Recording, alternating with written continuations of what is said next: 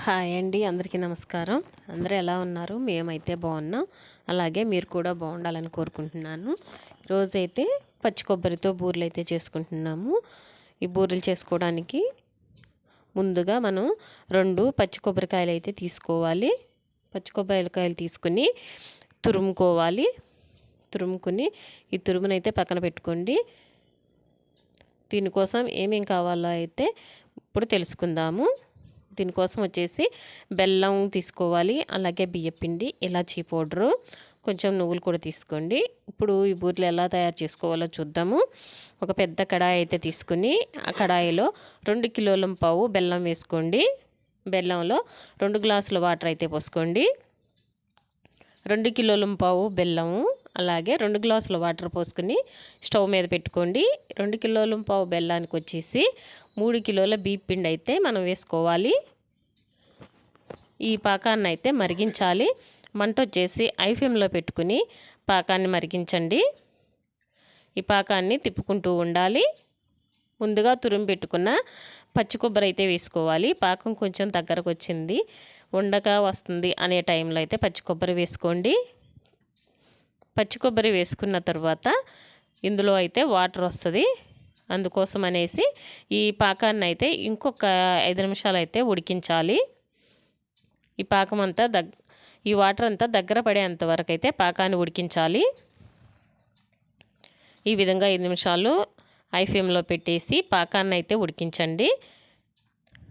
ఈ విధంగా పాకం మంచిగా ఉడుకుతుంది.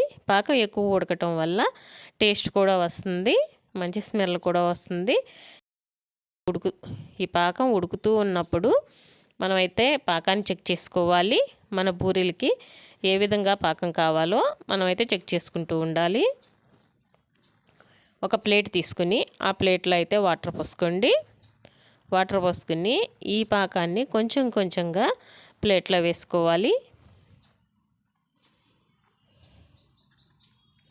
ఈ విధంగా అయితే పాకాన్ని ప్లేట్లో వేసుకుని చెక్ చేసుకుంటూ ఉండండి. ఇది లేత పాకం అయితే రావాలి బూరెలకి.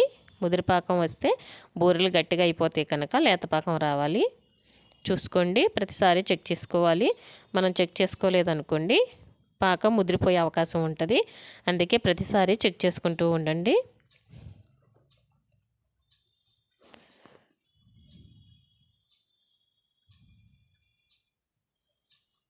పాకాన్ని చెక్ చేసుకోవటం మర్చిపోకండి. ఇలా పాకం ప్లేట్లో వేసేసుకుని ప్లేట్లో వాటర్ ఉన్నాయి కదా, ఆ వాటర్ని అయితే మనం వేసుకున్న ఈ పాకం మీదకైతే వంచుకోండి. అలా వంపటం వల్ల ఏంటంటే మనం వేసుకున్న పాకం చల్లగారి అది గట్టిపడుతుంది. అప్పుడు మనకి ఉండలాగా వచ్చిందా లేదా అన్న విషయం మనకు తెలిసిద్ది. తెలియని వాళ్ళకైతే ఈ విషయం చెప్తున్నాను, తెలిసిన వాళ్ళకైతే కాదు. ఎందుకంటే తెలవని వాళ్ళు కూడా చాలామంది ఉంటారు కదా. ఈ పాకం రాలేదనుకోండి మనకు బూరెలు అయితే మంచిగా రావు. చెక్ చేసుకోవటం మాత్రం మంచిగా మర్చిపోకండి. ప్రతిసారి చెక్ చేసుకుంటూ ఉండండి.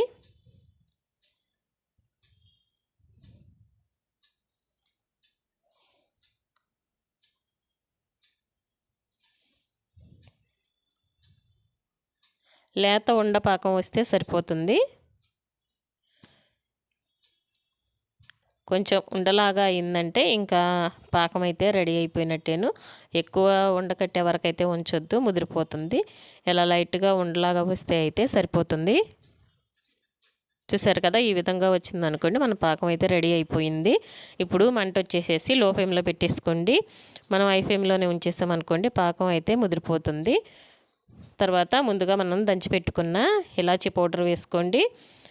వేయించుకుని పక్కన పెట్టుకున్న నువ్వులు కూడా వేసుకోండి.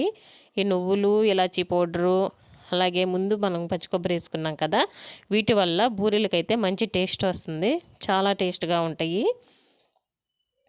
ఇవన్నీ 1 నిమిషం 2 నిమిషాలు అలా కలిపేసుకుని ఈ కడాయిని అయితే దించేసి కింద పెట్టేసుకోండి. అదే స్టవ్ మీద ఉంచామనుకోండి పాకం ముదిరిపోతుంది. ఈ స్టవ్ మీద వచ్చేసి మనం నూనె పెట్టుకోవాలి. బూరెలకి నూనె కావాలి కదా, ఈ పిండి అంతా కలుపుకునే వరకు ఆ నూనె పెట్టుకున్నాం అనుకోండి ముందు నూనె కాగిద్ది అనమాట. ఇప్పుడు వచ్చేసి ఈ పాకంలో బియ్యం పిండి వేసుకోవాలి. కొంచెం కొంచెంగా వేసుకోవాలి, మొత్తం ఒకసారి వేయకూడదు. తిప్పుకుంటూ కొంచెం కొంచెం వేసుకోవాలి. ఇది చేయడానికి ఇద్దరు మనుషులైతే కావాలి. ఎందుకంటే పాకం గట్టిగా అయిపోయిన తర్వాత సలిమిడి మనం తిప్పలేం కనుక మగ మనిషి ఉంటే బాగుంటుంది. సలివిడి మంచిగా అయితే ఇలా రెడీ చేసుకోవాలి. రెడీ చేసుకున్న తర్వాత చిన్న చిన్న ఉండలుగా తీసుకుని బూరెల్లాగా ఒత్తుకోవాలి. ఒక మంచి నూనె కవర్ ఉంటుంది కదా, ఆ కవర్ని కట్ చేసేసి కవర్ మీద వచ్చేసి ఇలా చిన్న ఉండలుగా పెట్టుకుని బూరెల్లాగా అయితే ఒత్తుకోండి. చేతికి ఆయిల్ రాసుకుంటూ ఒత్తుకోండి. చేతికి ఆయిల్ రాసుకుంటూ ఒత్తుకోవటం వల్ల ఈ సలిమిడి అయితే మన చేతికి అంటుకోకుండా ఉంటుంది. అలాగే మనం బియ్య పిండి వేసి తిప్పినప్పుడు కొంచెం నూనె కూడా వేసాను, మీకు కింద చెప్పలేదు కదా. చలిమిడి చేసినప్పుడు లాస్ట్లో కొంచెం నూనె వేసుకోండి. నూనె వేసుకోవటం వల్ల చేతికి పిండి అంటుకోదనమాట చేసేటప్పుడు. అలాగే బూరెలు కూడా నూనె లాక్కోకుండా ఉంటాయి, తక్కువ నూనె లాగుతాయి. ఆ నూనె ప్లేస్లో మీకు నెయ్యి కావాలంటే నెయ్యి కూడా వేసుకోవచ్చు. చూసారు కదా ఎంతో టేస్టీగా ఉండే పచ్చి కొబ్బరితో బూరెలు. చూడండి ఎంత బాగున్నాయో, చాలా కలర్ఫుల్గా ఉన్నాయి. అలాగే తినడానికి కూడా చాలా టేస్టీగా ఉంటాయి.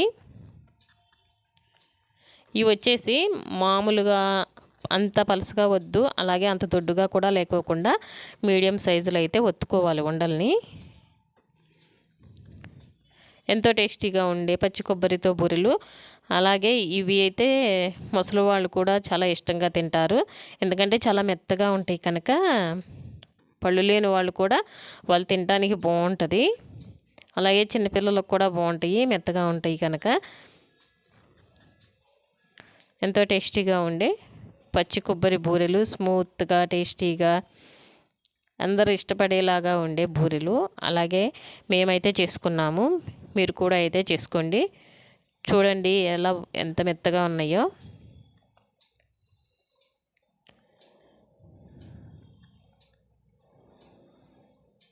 అలాగే మా ఛానల్ని ఎవరన్నా ఫస్ట్ టైం చూస్తుంటే లైక్ చేయండి, అలాగే సబ్స్క్రైబ్ కూడా చేసుకోండి.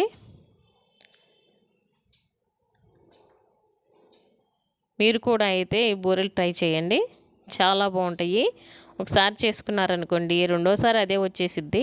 ఒకసారి అయితే ట్రై చేసి చూడండి, పాకం రెండోసారి మీకు తెలిసిపోయిద్ది.